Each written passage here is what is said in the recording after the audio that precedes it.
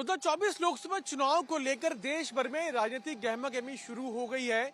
अगर हम बीजेपी की बात करें तो बीजेपी अपने सभी जो गठबंधन दल हैं, घटक दल हैं, उनके साथ बातचीत में लगी हुई है। आंध्र प्रदेश की खास करके बात की जाए तो वहां पर हाल ही में एक पॉलिटिकल डेवलपमेंट हुआ जिसमें हमने देखा कि कैसे टीडीपी के जो नेता हैं और टीडीपी के जो मुखिया हैं चंद्रबाबू नायडू, वो दिल्ली आए थे। दिल्ली आकर उन्होंने 9 फरवरी को गृह मंत्री अमित शाह और बीजेपी के राष्ट्रीय अध्यक्ष जेपी नड्डा से मुलाकात की। इस मुलाकात के बाद ये कयास लगाए जाने लगे कि बहुत जल्द बीजेपी और टीडीपी अपना गठबंधन आंध्र प्रदेश में अनाउंस कर देगा, लेकिन अभी तक ऐसा हुआ नहीं।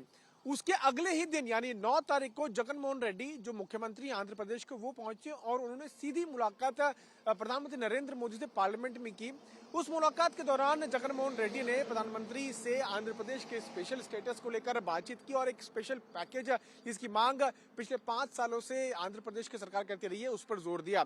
इस मुलाकात के ठीक बाद ये चीजें निकल के आने लग गई कि कैसे चाहे वो टीडीपी हो या वो वाईएसआरसीपी हो, दोनों ही पार्टियां बीजेपी से गठबंधन करने को आतुर हैं। खबरों की माने तो दोनों ही पार्टियां इस चीज पर फोर्स डाल रही हैं, इस चीज पर ज्यादा बल दे रही हैं कि बीजेपी के साथ उनका 2024 लोकसभा चुनाव को लेकर अलायंस हो जाए, क्योंकि दोनों ही पार्टियां चाहती हैं कि उनका बेहतर परफॉर्मेंस हो और प्रधानमंत्री नरेंद्र मोदी के नाम पर जिस तरह से बूस्ट जो है पार्टी को मिले, चाहे वो कोई भी हो, चाहे टीडीपी हो, चाहे वो वाईएसआरसीपी को हो, तो उनके खेमे में जाए। अगर टीडीपी की बात करें तो टीडीपी पिछले 5 सालों से बीजेपी के नजदीक आने की कवायद में जुटी हुई है। 2014 में टीडीपी और बीजेपी का गठबंधन हुआ था। उसके बाद हमने देखा कि कैसे टीडीपी के जो कई लोकसभा सांसद है वो मंत्री भी बने थे, लेकिन कुछ सालों के बाद टीडीपी एनडीए गठबंधन से बाहर आ गई, ये कहते हुए कि जो वादे पहले 2014 से पहले किए गए थे आंध्र प्रदेश को लेकर, वो वादे मोदी सरकार वहां पर पूरे नहीं कर रही है और इसलिए टीडीपी अलग आ गई और एक महागठबंधन का जो प्रारूप है वो चंद्रबाबू नायडू ने दिया। उसके बाद हमने देखा कि कैसे अलग अलग पार्टियां, राजनीतिक दल जो है जुटते रहे और कई बैठकें हुई, लेकिन उसका कुछ फायदा नहीं हुआ और 2019 में एनडीए सरकार वापस आई और उसके बाद से चंद्रबाबू नायडू एकदम शांत हो गए। 5 साल तक उन्होंने किसी तरह की कोई राजनीतिक गतिविधि में वो नहीं दिखे। कई नेताओं कहीं किसी राजनीतिक कार्यक्रम में ज्यादा वो नहीं दिखे, लेकिन पिछले कुछ समय से वो ज्यादा एक्टिव नजर आ रहे हैं, क्योंकि वो अब 2024 लोकसभा चुनाव के लिए पार्टी को मजबूती कैसे मिले, क्योंकि ना सिर्फ लोकसभा चुनाव होना है बल्कि आंध्र प्रदेश में विधानसभा चुनाव भी होना है। जन सेना के जो अध्यक्ष हैं पवन कल्याण, उनकी बात भी कुछ दिनों पहले बीजेपी से चल रही थी। सूत्रों की माने तो जब उनकी बात बीजेपी से हुई तो उस वक्त बीजेपी के नेताओं ने पवन कल्याण को कहा कि वो जाकर टीडीपी से गठबंधन कर लें, क्योंकि टीडीपी के साथ गठबंधन बीजेपी का बहुत जल्दी होने वाला है। ये आश्वासन बीजेपी के कुछ नेताओं ने पवन कल्याण को दिया। उसके बाद ही हमने देखा कि कैसे अशोका होटल में कुछ महीनों पहले जब एनडीए की बड़ी बैठक हुई थी, उस वक्त पवन कल्याण भी उस बैठक में पहुंचे थे और एनडीए के हिस्से के तौर पर वो नजर आए थे। उसके बाद कई वाईएसआरसीपी के नेताओं में खलबली मची और वाईएसआरसीपी के नेता बीजेपी के नेताओं के संपर्क में आने लगे, क्योंकि दोनों ही पार्टियां चाहती हैं कि बीजेपी से गठबंधन हो और दोनों ही पार्टियों का बेहतर परफॉर्मेंस 2024 लोकसभा चुनाव में हो। अगर हम अंक गणित की बात करें तो विधानसभा सीटें 175 विधानसभा सीटें आंध्र प्रदेश में, जिसमें वाईएसआरसीपी का होल्ड सबसे ज्यादा है। 145 सीटें वाईएसआरसीपी के पास है। टीडीपी 17 सीटें हैं टीडीपी के पास और बाकी सीटें जो है वो इंडिपेंडेंट्स के पास हैं।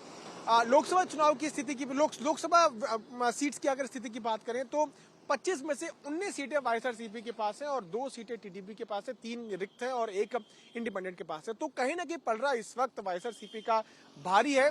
कोशिश जो है टीडीपी की तरफ से ये की जा रही है कि बीजेपी के साथ गठबंधन बनाकर और साथ साथ जब पवन कल्याण होंगे तो वाईएसआरसीपी और जगन मोहन रेड्डी को आंध्र प्रदेश में हरा सकते हैं। ये तीनों का अलायंस जो है मिलकर वो हरा सकता है, ऐसी टीडीपी की सोच है। लेकिन वाईएसआरसीपी पिछले 5 सालों में जब भी पार्लियामेंट में मोदी सरकार को जरूरत पड़ी वाईएसआरसीपी की, तो एकदम खंबे की तरह वाईएसआरसीपी खड़ी हुई बीजेपी के साथ नजर आई। लोकसभा में तो बीजेपी के पास संपूर्ण बहुमत है, लेकिन राज्यसभा में सीट्स कम होने की वजह से वाईएसआरसीपी का समर्थन मिलने के बाद कई ऐसे विधेयक हैं जो पास होते रहे।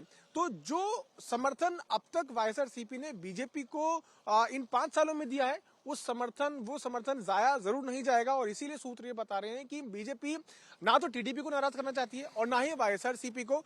अगर टीडीपी और बीजेपी का गठबंधन होता भी है जिसमें पवन कल्याण भी आते हैं, उसके बावजूद भी जब 2019 में जिस भी पार्टी की सरकार बनती है, अगर वाईएसआरसीपी के अध्यक्ष जगन मोहन रेड्डी वापस आते हैं या टीडीपी की खुद की सरकार बन जाती है, उसके बाद भी वाईएसआरसीपी के नेताओं को तंग बीजेपी नहीं करेगी, ऐसा बीजेपी के नेताओं ने साफ साफ कह दिया है। तो अभी सोच समझकर राजनीति आंध्र प्रदेश की अगर हम बात करें तो वहां पर बीजेपी कर रही है। देखना ही होगा कि आगे आने वाले समय में किस तरह से जो चुनावी गणित है वो बढ़ता है या उसमें किस तरह का कोई बदलाव आता है, क्योंकि आंध्र प्रदेश की राजनीति दिन प्रतिदिन गर्माती जा रही है। दोनों ही पार्टियां, चाहे वो वाईएसआरसीपी हो या टीडीपी, बीजेपी के नजदीक आने में लगी हुई हैं।